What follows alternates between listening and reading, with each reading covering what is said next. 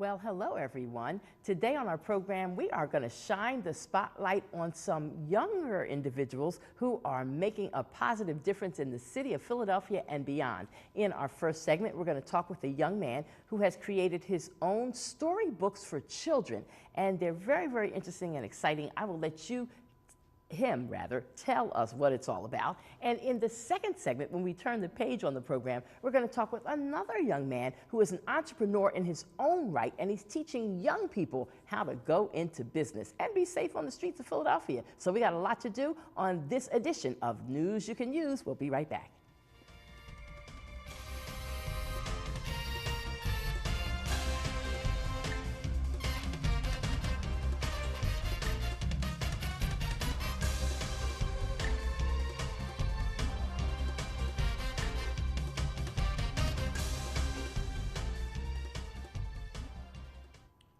Hello, everybody, and welcome back. This is News You Can Use at LaSalle TV, Channel 56 if you're watching Comcast, Channel 36 if you're watching Verizon Fios. And I'm your host, Thera Martin Milling. On the program today, in our first segment, I have the opportunity to introduce to some and present to others a young man who is a businessman. He's also an author, a published author. He publishes his own books. They're children's books, and I am excited about being able to bring, I want to say Kyle, but that's not his name, so you give me the correct pronunciation. Kyle Ibrahim. Kyle Ibrahim is his name, and we're excited about the books that you have and telling your story today. How did you get into the children's book business? Well, I had published books previously under my other company called Forbidden Fruit Books, LLC. Then I wanted something to do a little bit different. I was a little bit bored with this traditional book publishing ebooks. So I'm like, I want to try something a little bit out of the norm. So I'm like, I'm gonna get into children's books. I had great ideas and I implemented them to an actual book. So. Okay, so today with you, you've brought a copy of your version of Cinderella. Your version that I'm giving to you. Okay, my version of Cinderella, and a Pinocchio book as well. Correct. So tell us how you do this. You take the original kind of story and then you fit it to today's times or to be a book that children of color would relate to? Correct. I take old stories that were in public domain that expired 100 years ago, and I revamp them, update it, and make the story relatable to a more diverse audience. Well, as I look through your books, I'm like a kid in a candy store right now. I'm having a ball. It's like, I don't even want to do the show. Can I just read? I'll go over in the corner and do the show by yourself. But it's so fun. They're colorful. They're, well, to me, an easy reader because I'm an adult. But I can just imagine my grandson, who is 11 now, enjoying this book and be able to read through it with no problem at all. But the book is recommended for children ages 6 to 10. 6 to 10. 12, in that ballpark. Yeah, yeah. And so you make your own twist in the books. And I noticed one of the things you said to me is that you try to insert just a little bit of history in each of the books you do, something that is real, that really happened. So that's a little learning tool. Yeah, correct. I try to implement some type of history, like you said. Not too much. I don't want people to overdose, but just a little bit to give the reader something to walk away with. Yes.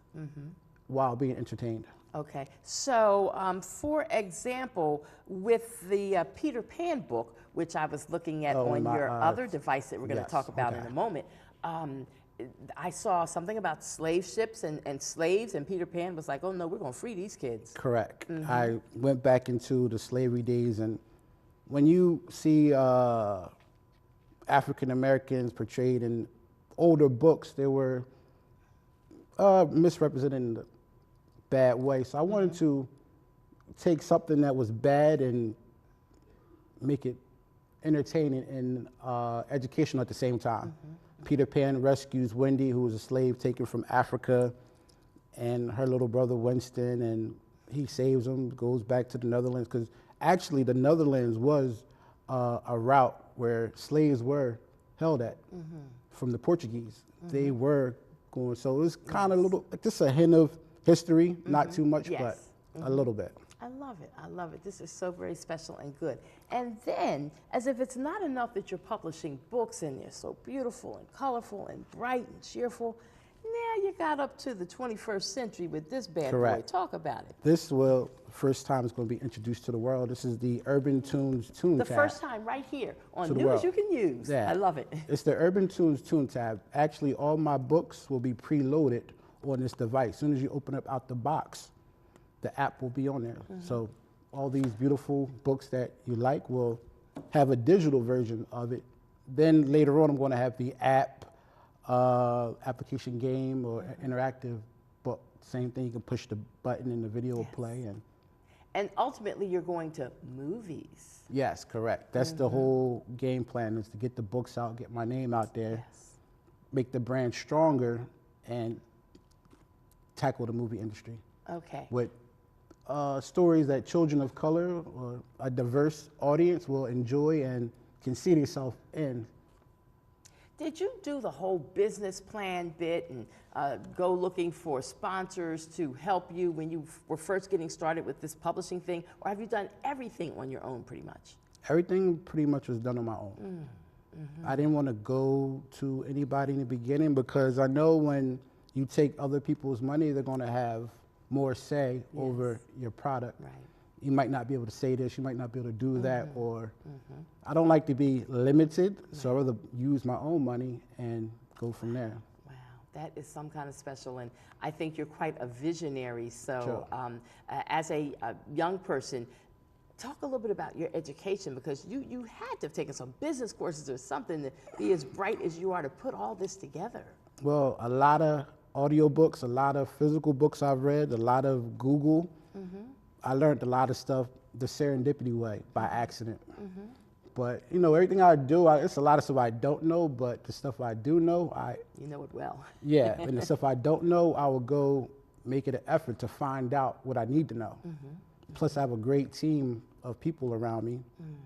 That's a blessing. Yeah. That is a blessing. Okay, so Black and Noble, Correct. which is right in the heart of North Philadelphia, Broad and Erie. Correct. Are you dealing with them? Are they helping you to get your books out at all, or what's the relationship there? That's a beautiful relationship. I always wanted to be a part of Black and Noble somehow, but this was actually a way to get me in the door. Like with this project, my brother Hakeem, who's the owner of Black and Noble, we're actually partners on this one project, and he's going to help me do my marketing and promotion. And I actually have Black and Noble. If you open up to the last page, I have the store and the story. Oh, how neat. Ah, there it is. Yeah, I have the actual store Okay. of Black and Noble in there. So it's pretty cool. That is nice. That is nice. And that's been one of my little dreams for about the last, I say, 6 years or so. Be a part of Black and Noble some kind of way. I'm going to get there. Yeah. I'm going to get there. Yeah, so, you know, for me, it actually worked out on the children's road compared to the other books, but Yes. So now, if people who are viewing our program now, they've got little ones, nieces, nephews, cousins, or whatever, and they want these books, can they order them online? Do they go through Black and Noble? How do they get them in their hands? you can go to Black and Noble, and Black and Noble, they have the book, and online to urbantunes.com. And for the digital version of the books, it's on Amazon, Barnes & Nobles, and iTunes, in the App Store. You can just type in Urban Tunes and the keyword on 3 different stores, and my books will pop up. That is absolutely awesome. How's your family feeling about all this stuff you're doing? I mean, they're excited and they're, you know, supportive, and, you know. That's a good thing. I have my family in this story, so. Yeah, you talked about one of the books where you said, that was my grandmom's house. I looked at the illustration, I said, beautiful illustration, and you said, yes, Germantown. It's the house that I used to live in. The story takes place in Germantown. That's where I was from, and my first school was John B. Kelly. The street Right down on the the street from cover where I live. is McKean Street, so I put a lot of Germantown in the story. So. That is pretty neat. Well, I know that every year the city of Philadelphia gets involved. In fact, it's in May. The Church of the Advocate is the sponsor for Literary Week, and they do all of the stuff with writers and what have you in the month of May. I forget the exact dates of it, but I don't know if you're a part of that, if you even know what I'm talking about. But if not this year, I can just see you in future years being a part of the Literary Cafe and what they do at at Community College of Philadelphia, where they have the book fair, children's book fair. Okay. Every year, Vanessa Gambatti hosts that event every year. I think this was her 20th year this year of 2016.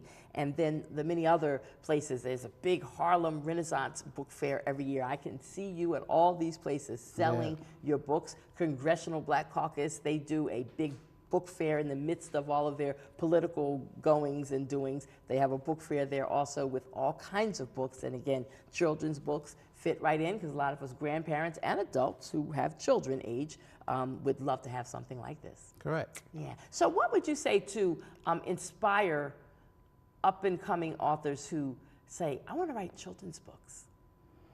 What would you say to them to give them some advice? I would say be original, be creative, and be groundbreaking. Do something that's out of the norm and out of the box of thinking while you're doing it. And the reality is you can be original while taking an old story and making it new and putting your own spin on it, putting some funk on it, make it 21st century. Yeah, because a lot of the older stories are told in that era, and they still retell the same stories in that era. Right. So I'm going to tell a newer story in an up-to-date era. I have my character riding a hoverboard. Oh, yeah, cool, right. That can't get more 21st century than the hoverboard. There you go. Right. So now, how many books do you have available right now? 3. You have the 3. And so people can buy a set of 3, or they can buy them individually if they want to? Yes, you can buy them individually. You can buy the 3 books on my website. Very good. I want to thank you so much for coming in and spending a little bit of time with me and talking about your wonderful publications. I'm excited for you. Thank you. And this newest arm of what you're doing. This is groundbreaking. This is the new revolution I have. And people can start looking for that product to be out, available for them to purchase. I'm going to release this next month. Next month. Correct. Okay, so once it's released, hey, anybody can try to buy it. Yes. They're going to be jumping off the shelves, so you better put your order in now. Correct. And you can go to what website again? urbantunes.com. urbantunes.com. I thank you. I appreciate you for coming very, very much. I appreciate the young man who made for sure that you got here today. And I also want to say a special thank you to Ravel. Or Vel Images. Vel Images for connecting me with you. Really, really appreciate the opportunity. Okay, thank you again for coming. And we'll be back in a moment with the next segment where we're going to shine the spotlight on another young man who is a visionary, who cares about lifting up other young people around him to make sure that they have success too. So stay along with us for the ride. We'll be right back.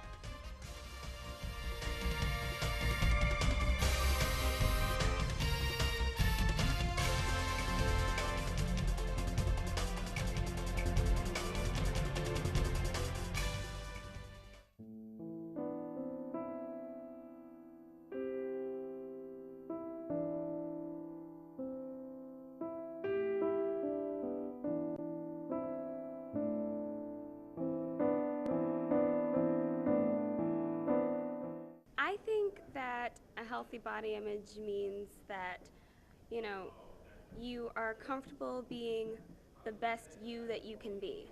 I think it's also part of the mental mind and how a person feels that they're perceived, because if they're confident, it's going to show in the way they act, how they dress. If you're happy with how you look, you're comfortable, that means you're happy and you're healthy. My ideal body image would be one where someone's healthy and happy.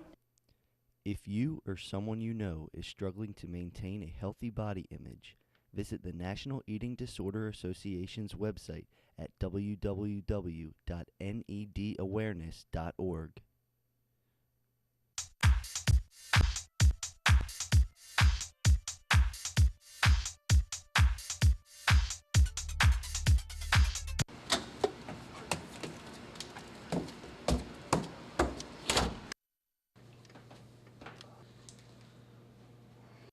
Life is hard.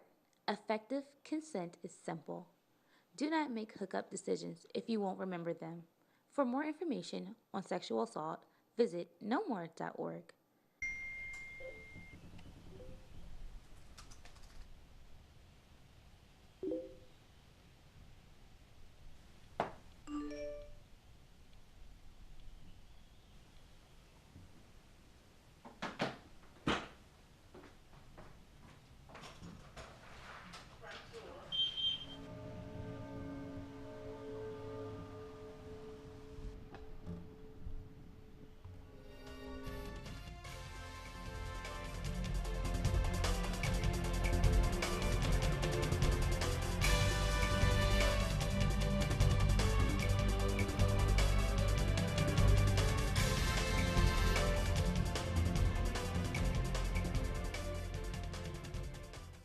Hello, everybody. Glad to be back with you again as we go now to the second portion of this show, News You Can Use. I'm your host, Thera Martin Milling.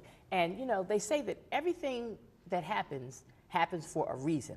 So this particular day when I ran into you, I was getting on SEPTA, and I love riding SEPTA. Everybody says, you love riding SEPTA. I love riding SEPTA, y'all. So take me to the Mental Health Institute if you think I'm crazy.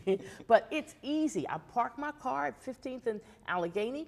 I get on SEPTA, I'm downtown in 10 minutes or less, and I don't have to spend 20 to 30 bucks for parking. I'm trying to be, you know, financially responsible and watch my money these days, right? And so it's because I was on SEPTA that I ran into you. Yes. And you had on sunglasses, first of all. Yes. So if you hadn't have spoken to me and hugged me and whatnot, I might not have noticed you or known who you were behind the sunglasses. But I'm so glad you spotted me out. Yes. Yes, yes, yes, yes. So you are originally from Chicago. Yes, born and raised. And then you came to Philly. Yes. Yeah. My first job out of college, I graduated Howard University in 2000. We took a tour here to Philadelphia to find out what a business incubator or development center was. It was 7 of us, and I was the only one that stayed in Philadelphia. I packed my things after graduating, interviewed here. I started my business actually the day I graduated Howard, and sold my first 50 shirts on the day I graduated in D.C.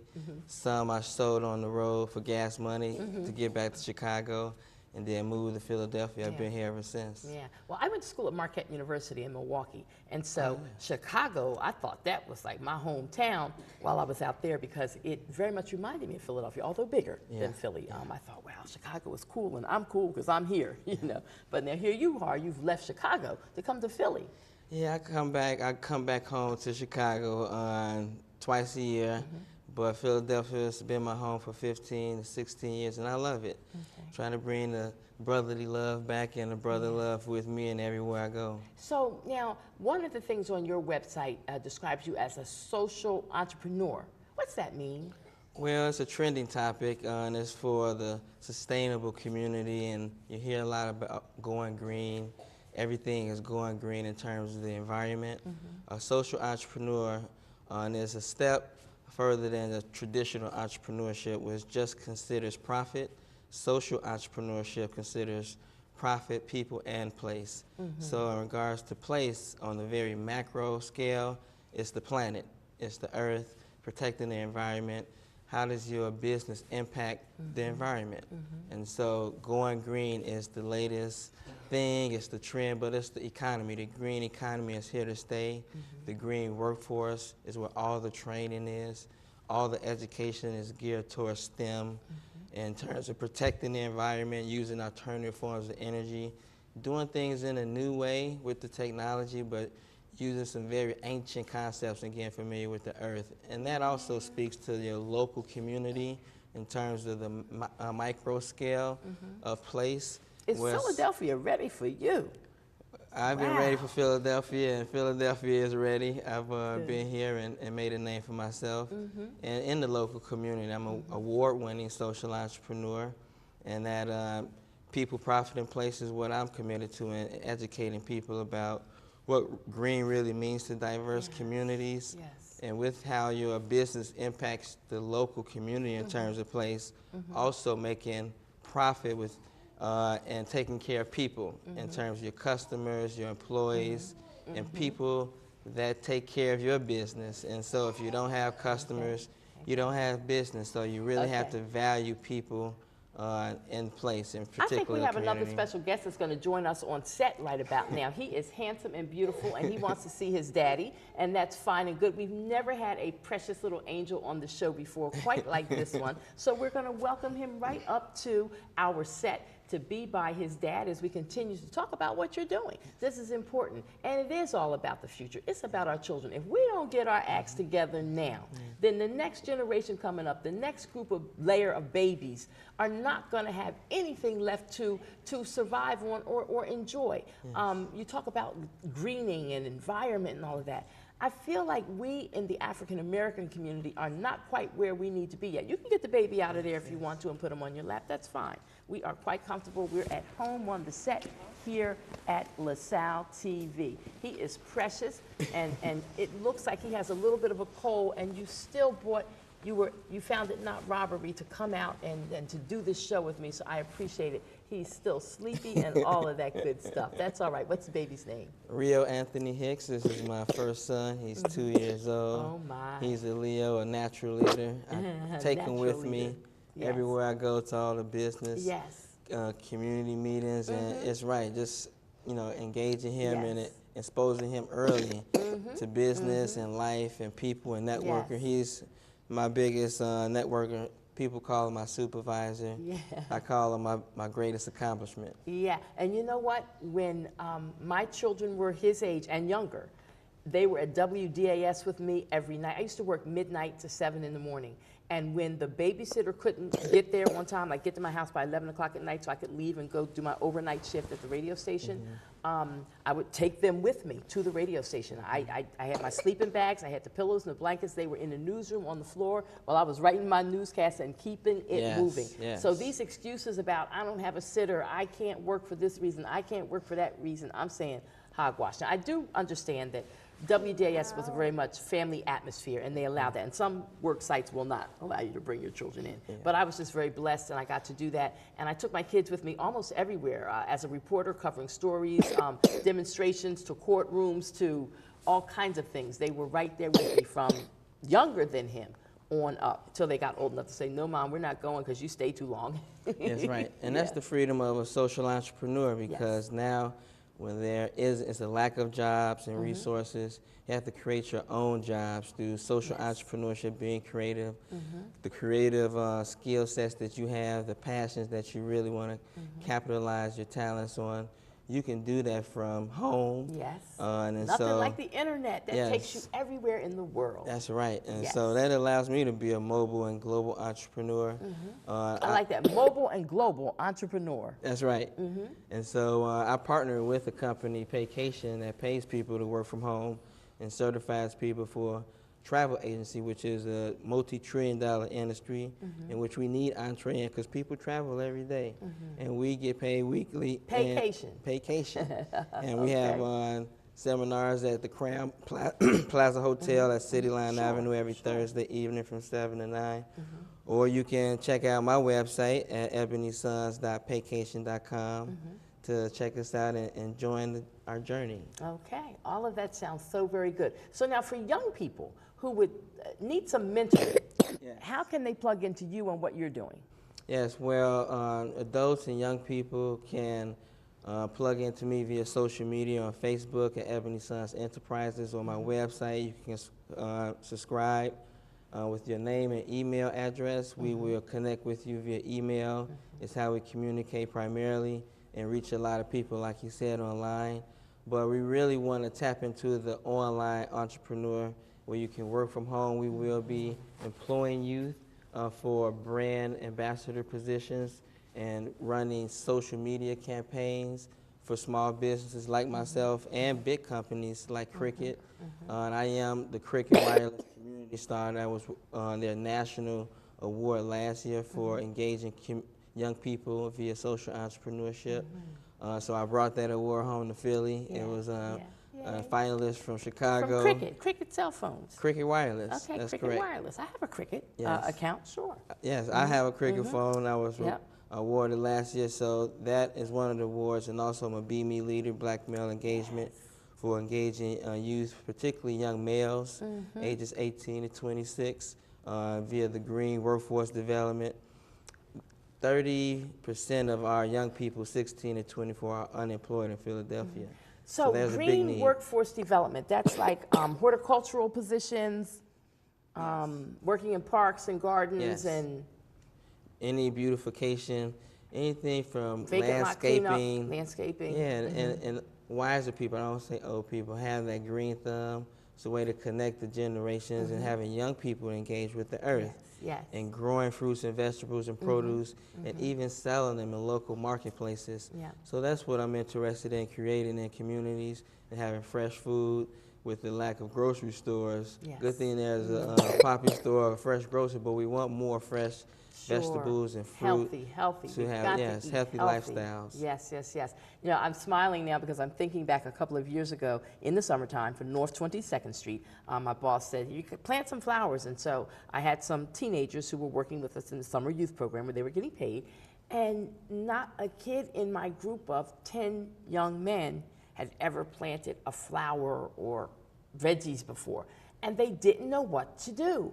And I was just the fuss. I said, don't you have a grandmom at home or somebody teach you how to do that? And the one boy looked at me and said, oh, my grandmom paid somebody to do the yard and everything. I said, what? I said, you lucky you're not my grandson because you would be out there doing it. I wouldn't be paying somebody. And this big old tall boy, twice as tall as me, big guy, and had never done any kind of work with his hands in the earth and planting. That's important. So I taught a whole crew of young people, young men, how to plant and how to weed, how to pull up what a weed is, to identify the weeds. Oh my goodness. Our young people aren't getting that a lot of times now. And then another of the kids said to me, well, we don't have any grass or anything around our house. We live in the projects. Okay, sorry, you get a card to pass. But you're still gonna learn it right now from Miss Thera, you know. And those basic skills, sowing, anything in the environment, how to grow food, comes from your environment, how your environment is, looks, feels, if it's clean or not. So they need those values and value-add businesses that really have a core value to help the community and educate about health, wealth, and nutrition. Is needed in the community. Young people can engage with us to do so. All right, well, we're glad that we have a young person, as in the form of you, Russell Hicks, and all the way from Chicago. Thank you, Chi-Town, for sharing him with us, and that you can share your positivity with young people in Philly. Yes, I also want to encourage young people to get passports and explore and learn other languages and learn other cultures. Yes. I'm on the board, I'm president of the board of Partners of the Americas, Pennsylvania, Bahia, Brazil chapter. We have opportunities for young people and adults to travel and do volunteer service. Bahia, I'll go. Yes. I've been there before twice, loved Brazil, fell in love with Brazil. Yes, and it's the most population of people that look like us. Yes. So our cousins and people that, they just speak Portuguese. So Duolingo is an app. You can just learn a different language and go somewhere, get a passport, and you know, go somewhere. It's a global economy. And don't be afraid to travel. A green economy. Hey, man, thank you so much for coming in, and you'll have to come again, okay? And I'm so glad we saw each other that day on SEPTA. All righty, that wraps it up for this edition of News You Can Use. I'm your host, Thera Martin Milling. Thank you so much for checking us out, and keep your dial locked where it is more great LaSalle TV programming coming your way. Be safe, everybody, as you move about the city of Philadelphia and throughout the Delaware Valley. Remember, life is fragile. Handle it with prayer.